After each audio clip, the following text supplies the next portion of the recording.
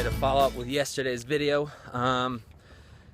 With leadership and autonomy, we're going to talk about the specific pillars of self-care and how you're leading and giving autonomy in each of those areas. So we kind of talked about, dinner and nutrition yesterday, and that would be a good example of how you can give leadership and autonomy. Are you making the proper decisions? Are you choosing and purchasing and bringing good, healthy, whole foods into the home? It doesn't mean we can't have a little bit of treats here and there, but are you leading out? Are you being the example? And are you making the decisions? Or are you kind of just saying, hey kids, what do you want every single night? And not leading out and teaching them what proper nutrition looks like, how they should take care of their bodies, this wonderful gift that Heavenly Father has blessed us with. Are we teaching them what the word of wisdom really is, and how we should show gratitude for Heavenly Father and what He's given us by giving us these bodies? So that's one of the pillars. And with exercise as well, we should be exercising each day. And we shouldn't be the parent that just stays at home and never does any kind of movement and just tells them, hey, go out and play, move your kids. I'm an adult, I don't have to. That's not the appropriate response either. But what about with mindset? Are we really leading out in that? Do we believe in ourselves? Do we believe in our ability to accomplish things? That's the kind of thing you want to be thinking about is, are you positive? Do you have good self-confidence?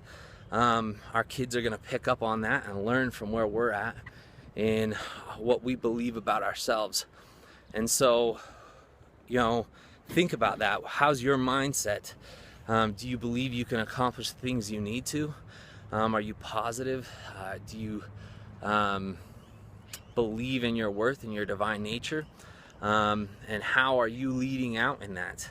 How are you giving some autonomy for your kids to be able to learn and grow and do what they need to do to be able to figure out who they are, that they are children of our Heavenly Father, and to really be able to choose to believe their own self-worth?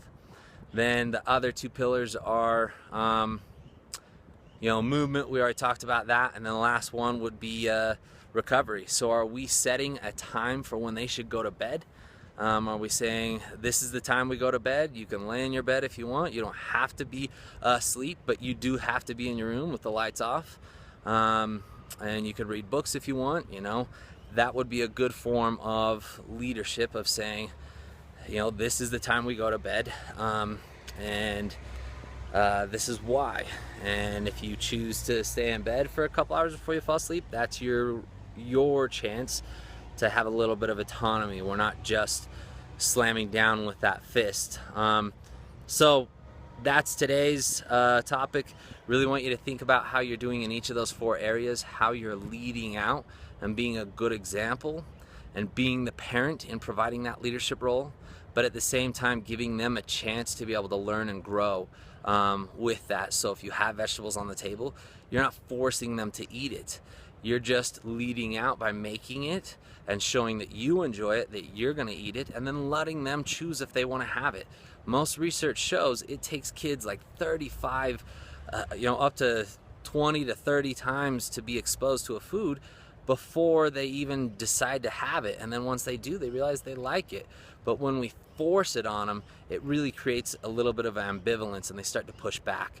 So we need to be able to have that division of responsibility, of that leadership and autonomy in each of these areas. We ourselves should be living by these pillars and taking care of ourselves. How can we expect our kids to be confident to take care of themselves if we ourselves are not? So think about that and think about what change you would like to make to be able to provide more leadership and give your kids a chance to learn and grow in each of these areas.